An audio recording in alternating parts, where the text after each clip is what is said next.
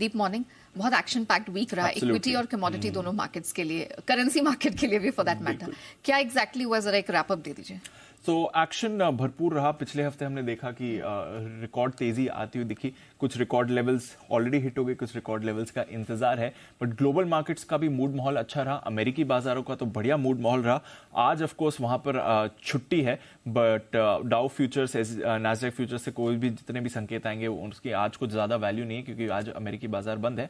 But हाँ, आज सुबह एशिया के बाजार आपको थोड़े सुस्त दिख रहे हैं, मामूली गिरावट के साथ ज्यादातर बाजार ट्रेड कर रहे हैं। कोई ऐसा बड़ा एक्शन नहीं है नेगेटिव, बट हाँ थोड़ी नरमी आपको आती हुई दिख रही है, क्योंकि यूएस में भी हमने देखा कि फ्राइडे को थोड़ा मुनाफा वसूली वाला सेशन रहा। एक बड़ी तेजी के बाद फ्राइडे को अमेरिकी बाजार आपको मुनाफा वसूली के चलते गिरते हुए दिखे। कुछ ऐसी बड़ी गिरावट भी नहीं आई। अगर आप डाउ को देखें तो 110 अंक की फिसला है। हाँ, दिन के निचले स्तर पर बंद हुआ क्योंकि लंबा वीकेंड आ रहा था। दिन की ऊंचाई से करीब 300 अंक नीचे फिसला, बट आई मीन ओवरऑल भी देखेंगे तो 0.3% की गिरावट है, तो उस हिसाब से ज्यादा नहीं है। थोड़ी ज्यादा गिरावट आपको नैस्डैक और S&P 500 पर भी दिखी, बट यहां पर भी 6 दिनों से तेजी चल रही थी, तो उसके बाद एक थोड़ी मुनाफा वसूली आना लाजमी था। एक तो हम देख रहे थे लंबा वीकेंड आ रहा था, दूसरा जो हम पहले ऑलरेडी आपको फ्राइडे को बता चुके थे कि वहां पर बाजारों में रीबैलेंसिंग भी थी और एक्सपायरी भी थी, तो उसके चलते भी आपने बाजार में उतार चढ़ाव आते हुए देखा। तो कोई इतना बड़ा नेगेटिव या ऐसा कोई ट्रिगर बेस्ड एक्शन नहीं दिखा आपको बाजारों में। मुनाफा वसूली जो आनी थी वो आपको आती हुई दिखी। बट हाँ, साप्ताहिक तौर पर देखें, पिछले कुछ हफ्तों का ट्रेंड देखें तो शानदार मूव अभी भी अमेरिकी बाजार में आपको आती हुई दिख रही है। पिछले हफ्ते की एक बार आप पहले गेन्स देखिए। डाउ आपके लिए 1.25% ऊपर था, S&P 500 2.5% ऊपर था, नैस्डैक आपके लिए 3.25% ऊपर था।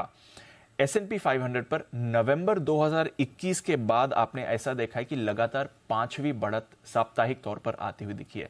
तो 5 हफ्तों से वीकली गेन आपको S&P 500 दिखा रहा है। आखिरी बार ऐसा हमने नवंबर 2021 में देखा था। नैस्डैक पिछले 8 हफ्तों से लगातार आपको साप्ताहिक बढ़त दिखा रहा है। आखिरी बार ऐसा हमने 2019 में देखा था, 4 साल पहले। तो बहुत बड़ा पॉजिटिव ट्रेंड अमेरिकी बाजार में बना हुआ है।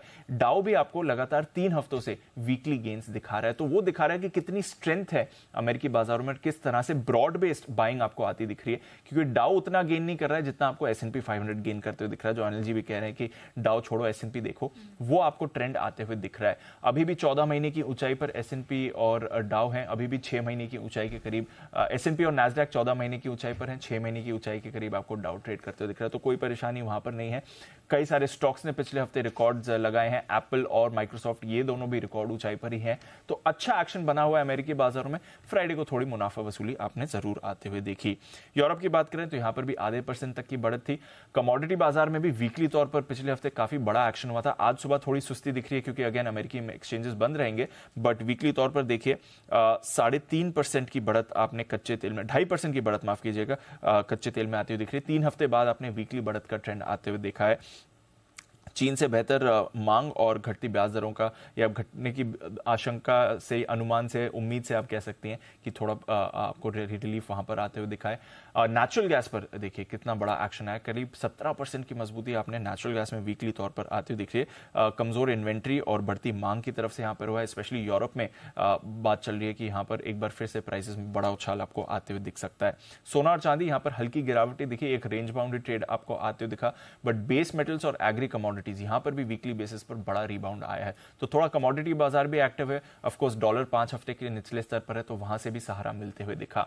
ये हफ्ता पिछले हफ्ते जितना एक्टिव नहीं रहेगा, बट हाँ कुछ डेटा पॉइंट्स रहेंगे। एक तो यूएस के जो चेयरमैन, फेड के जो चेयरमैन है जेरोम पावेल साहब, वो यूएस कांग्रेस को कल और परसों बयान देंगे, तो उनकी कमेंट्री इंपॉर्टेंट रहेगी। आगे के डेटा, इकोनॉमी का पाथ और बाकी सारी चीजों को लेकर यूएस का हाउसिंग डेटा आने वाला है, बैंक ऑफ इंग्लैंड की पॉलिसी आने वाली है और यूके में इन्फ्लेशन और पीपीआई डेटा भी आने वाला है। तो उतना हैवी डेटा नहीं है, बट हाँ फेड चेयरमैन की कमेंट्री थोड़ी इंपॉर्टेंट रहेगी। आज वैसे भी अमेरिकी बाजारों में छुट्टी है, बट अदरवाइज ग्लोबल मार्केट्स ठीक ठाक मूड में दिख रहे हैं। ओके।